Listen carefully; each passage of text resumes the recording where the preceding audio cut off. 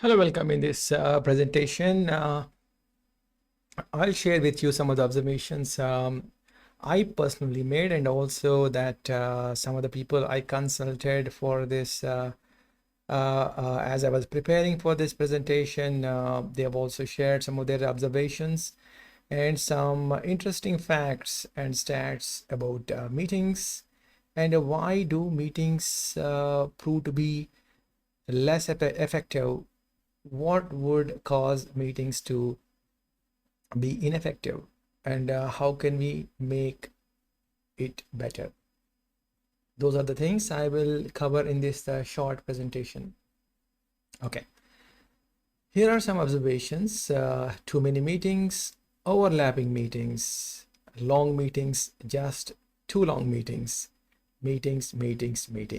This is what seems to be happening a lot in the industry, and also seems to be a concern for most managers and senior managers, executives. So, are they all necessary? Is this the normalcy that we are talking about? Is it definitely a requirement for things to progress? Let's take a look at some numbers, some facts. Okay, here are some interesting facts about meetings. An average employee attends around 65 meetings per month. Okay, that definitely is around like what? Around 3 meetings per day. And then on average, only 60% of those meetings that are running between 30 minutes and to an hour are found to be productive. But if we take a look at the overall figure for all meetings of all durations, like less than 30 minutes, more than 1 hour, and all those meetings, if we take those into considerations, the overall rate is found to be much less. So what does that translate to in terms of money? So in the US alone, it translates to $35 billion worth of time wasted per year. So that's quite a bit of number. It's a big number, $35 billion worth of time wasted in the US alone. So that would sort of like underscore the importance of conducting meetings in an effective manner. So meetings ought to be effective. So that sort of emphasis we need to realize here. Okay, let's take a look at why do meetings end up being ineffective? What are some commonly found factors? These are my observations, and also, like I said, I consulted with a couple of my friends who are senior IT professionals, and I agree with their observations, and also I put in my own um, observations and findings as well. So no clear purpose sounds like something that doesn't happen quite often, but it seems to be happening more than more than one would like to believe, right? So, and then there is no agenda, structure, or plan. And the third one is unprepared attendees. It could happen because of two reasons. It could be a fallout from the top two, one being a meeting started with no clear purpose and no agenda, no structure, no plan. And it could also happen because the attendees are simply just spread too thin, and they don't have time to prepare for the number of meetings that they are supposed to attend in one day. Maybe they have overlapping meetings, like I mentioned, and that wouldn't give them enough time to prepare well for the meeting they are going to attend to. I remember hearing about an eye surgeon. So this gentleman is highly qualified, and between surgeries, he would take 15 minutes break just to relax and to prepare himself for the next surgery. So what I hear from him is it's just way too important for him to make any mistake, because he's dealing with the vision of people, and he just cannot afford to make mistakes. I understand that a lot of meetings are not that critical, so we are not dealing with the vision of a human being, but definitely we are talking about some of the meetings are so critical that they would define a path forward for a company or for a project. So in that aspect, generally, at least some meetings tend to be very critical for a business, right? So maybe the attendees simply don't have interest in that particular topic. So whatever the contributing factor may be, unprepared attendees is another factor. Then the fourth one is disengagement. It happens quite a bit these days with remote participants. Pretty much everyone is working from home. So working with remote participants has been there even before Corona. The offshore on-site model. So what we miss is the body language cues. So that body language cues would allow us to sort of like read the level of interest participants are showing, and that element will be completely absent when we are dealing with remote participants. Even otherwise, when people don't engage, the participants don't engage fully in a meeting, that could reduce the effectiveness of the meeting. Continuing on, this is something very common: multitasking participants. So I personally observed, and many people share this observation with me as well. It is done more often than anyone would like to believe. So what would multitasking mean? So while someone is attending a meeting, he or she would check emails. I'm pretty sure a lot of people have done it. Have you ever done that? Mention that in the comments area below. So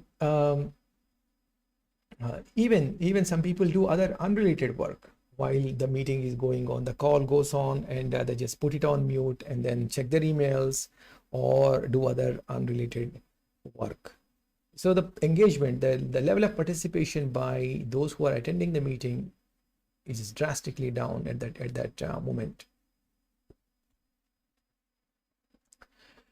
Now, those are some contributing factors, and let's also look at how can we improve the situation, and what can be done to make sure that the meetings end up being more effective, more fruitful for the time that is being spent by the participants and the effort being put in by the organizer and other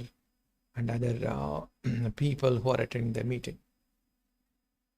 The first and foremost is what I would call it as right sizing your meeting. So right sizing your meeting, not in terms of time, and also in terms of the strength. I mean, whoever is definitely needed, only those people must be invited to the meeting, and the meeting should be of the right size in terms of time as well. So it doesn't necessarily have to be a shorter meeting, but it should be of the right size in terms of time and also strength.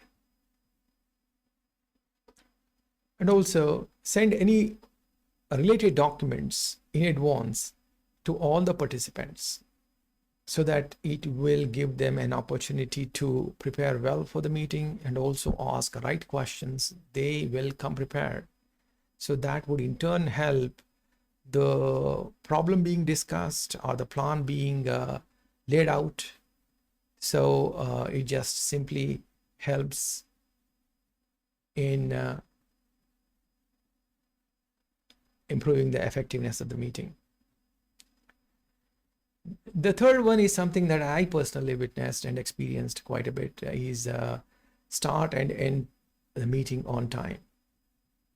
I've attended quite a number of meetings where the meeting goes on and on and on. There is absolutely no regard for time once the meeting begins. and sometimes the meeting even doesn't even start on time. So respect for time, not only for the organizer, but also for the participants. They may have other pressing needs, other more important meetings. So, and some people are not really vocal. This also I observed. They might not feel comfortable voicing out, saying that the time has passed. Um, if especially the person who is organizing the meeting is some sort of a boss figure, the people who are attending the meeting do not have any incentive in sort of like coming up front. Also, it is driven by culture as well, but in general, psychologically speaking, the participants doesn't have any incentive in sort of like um, voicing out in a forceful manner. This is something that um, that I personally have observed, that the participants would allow the meeting to go on.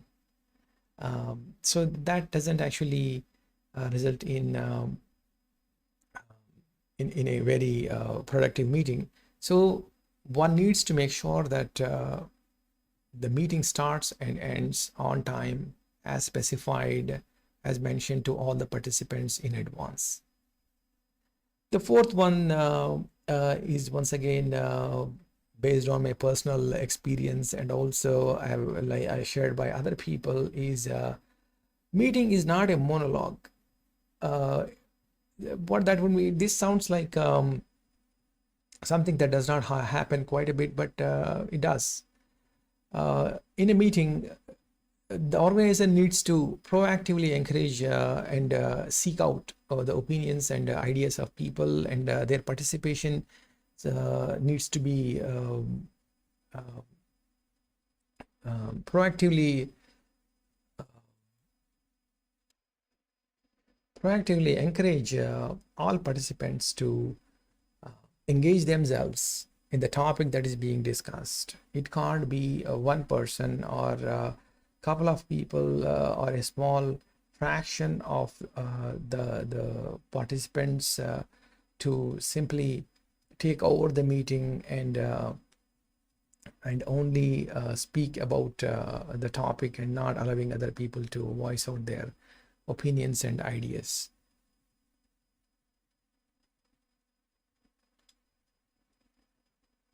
That being said, I would also like to add this final point where the periodical assessment by an executive or a senior manager is definitely proves to be very effective based on my personal experience. The reason that this sort of exercise is important is assessment. Let me first talk about what we are talking about in terms of assessment. Assessment is in terms of checking out participant engagement in some of the recent meetings that are organized or conducted by the manager or an executive. He or she needs to do it on their own. So participant engagement needs to be assessed. Productivity of the meeting needs to be assessed. And the planning structure and overall effectiveness of the meeting should be assessed. So why is it important? I mean, these days, every corporation is looking to get more done in less time. So everybody, especially the more who the people who with more responsibilities, are under tremendous pressure to get things done yesterday.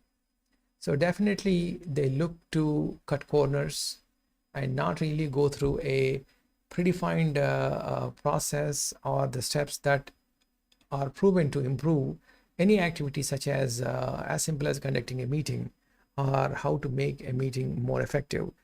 So the tendency is to run. That's what the pressure makes some people do. So periodical assessment, what it does is it prevents one from going back to the old approach and continues to keep meetings more productive. There is, I believe, there is one more slide. I believe I missed out on this. Yeah. As part of how to improve the effectiveness of meeting, here are three more points. Clear objectives and expectations. What the organizer is expecting to get out of the meeting, and what expectations he or she has about the meeting and also about other participants.